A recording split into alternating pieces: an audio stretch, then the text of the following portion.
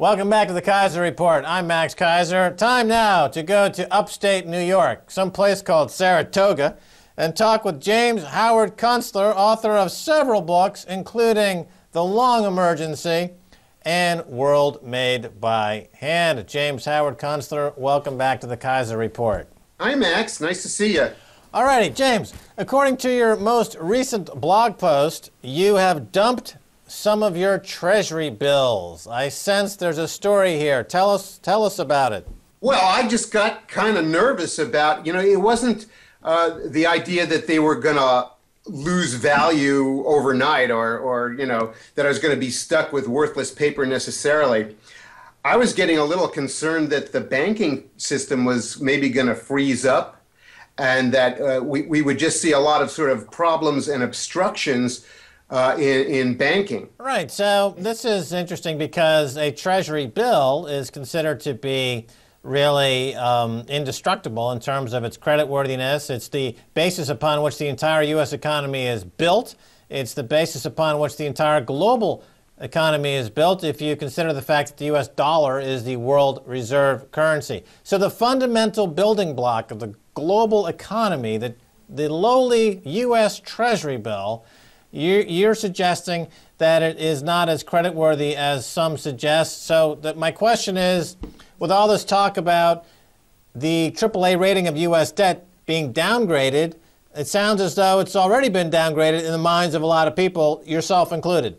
Oh, yeah. I think the psychological effect of what's already gone on is really strong. And I can always go back to short-term treasury bills if I have to, and I'm going to bail out for a while into other short-term instruments and wait it out, sort of like, waiting out a contagion. Let's talk about the craziness that's going on in the U.S. concerning the debt ceiling.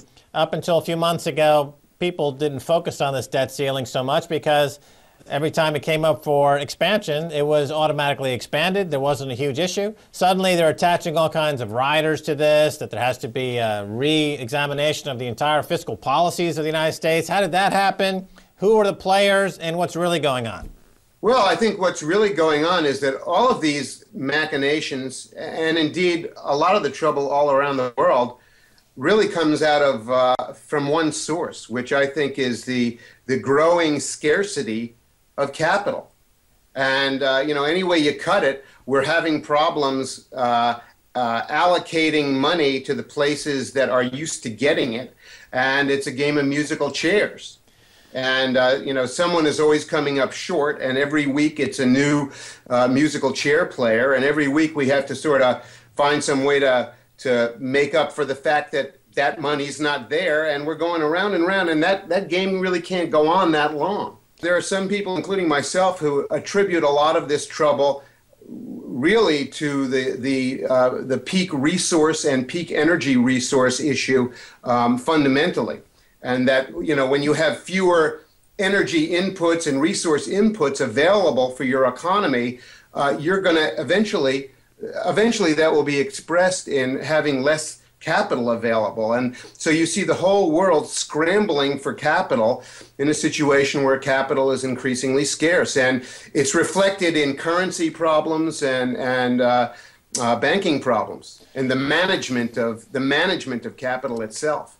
Yes, you talk about scarcity of capital, and this is something that people can't wrap their minds around because they have grown used to the idea that capital can simply be loaned into existence in the current fractional reserve system where there are no checks and balances. It's just a matter of clicking a button, and there you have it, a new $1 trillion in capital being created. But you bring up an interesting point here in that the reason for this capital to be loaned into existence for decades has been to finance and to underwrite the global energy business, which is probably, if not the biggest business in the world, certainly close to being the biggest business in the world globally.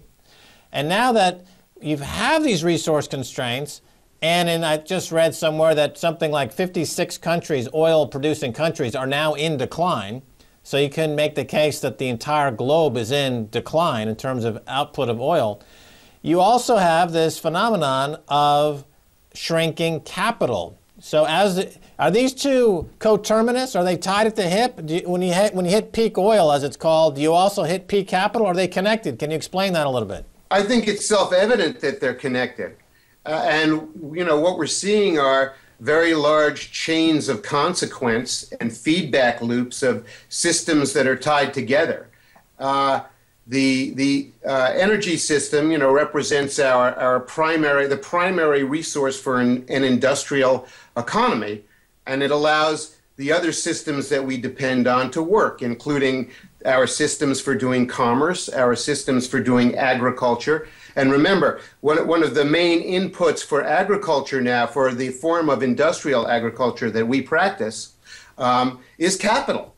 That comes right after all the diesel fuel and the oil-based pesticides and gas-based fertilizers. Capital is what keeps our food supply going, and that's becoming scarce for farmers all over the world.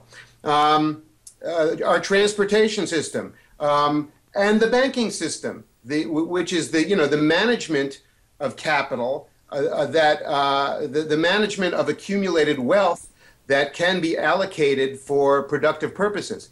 Unfortunately, our wealth for the last 20 years has been allocated for financialization, which is really, as we know, paper shuffling and not productive.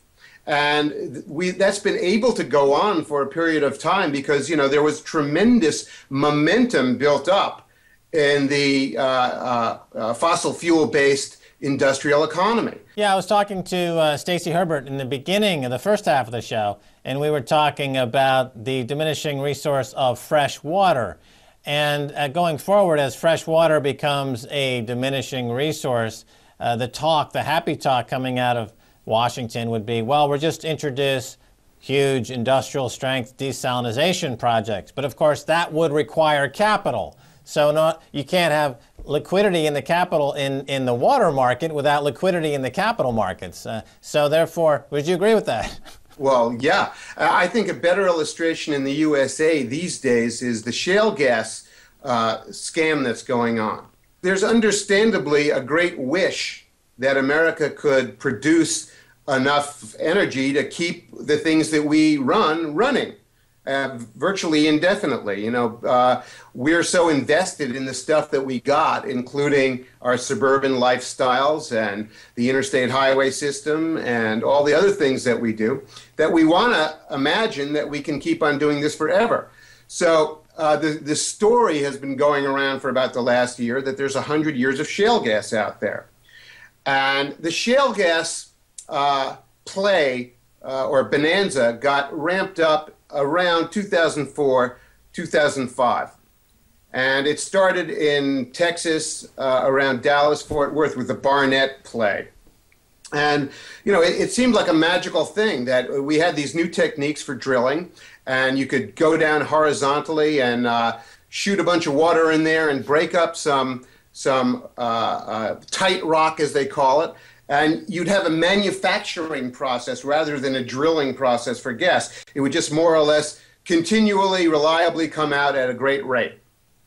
And what happened was they discovered that in this form of gas drilling, that after the initial production, the flows fell off very dramatically, up to 85% in the first year. And they used the initial production figures to raise tremendous amounts of cash and to get to sell shares and to get borrowed money. Most of these companies were running at 200 to 400% of their costs for doing what they do. Anyway, they sort of front-loaded the shale gas plays with high expectations, and they played upon the American public's wish that we would have endless energy. And when the Barnett play started to show a great deal of weakness very quickly, and is now virtually over. And when that came to an end, they moved on to the Fayetteville and Haynesville in Louisiana and Arkansas, and those are now showing weaknesses. Among the weaknesses are that the geographical area of these shale gas plays tends to retract to a tiny fraction of what they originally thought, to these things they call sweet spots. So now they're up in New York and Pennsylvania, and there's a moratorium in New York, which there's a lot of agitation to lift it. There's a lot of fear about the fracking process, where you shoot all this water down into the rock to fracture it and liberate the gas from the tight rock. So that hasn't been settled. But I think the bottom line is we're going to discover that the shale gas industry is not a manufacturing industry. It's basically it's a real estate play. It's a way of obtaining leases and then selling them off for 5 times the amount of money you paid them for. Ultimately, we would have to throw an immense amount of money and steel, that is capital and steel, at this process to keep it going at anything like the rate that people wished for. And so the 100-year supply of shale gas is actually looking more like a 6 or 7 year supply of shale gas. And that would be added to the conventional gas. And so we've got about 20-odd years of gas altogether that we can pretty much depend on. But that's about it, 20 years. So we've already hit peak fracking. Well, we've certainly hit peak fracking in Barnett. And we're getting there in Louisiana and Arkansas, and we'll get there soon enough in the Marcellus. But it's unfortunately it's a dodge. It's just another thing that allows Americans to not pay attention to the changes that we have to make in the way we live. And I'm not suggesting that we have to become socialists or communists, or we all have to move into one big house together.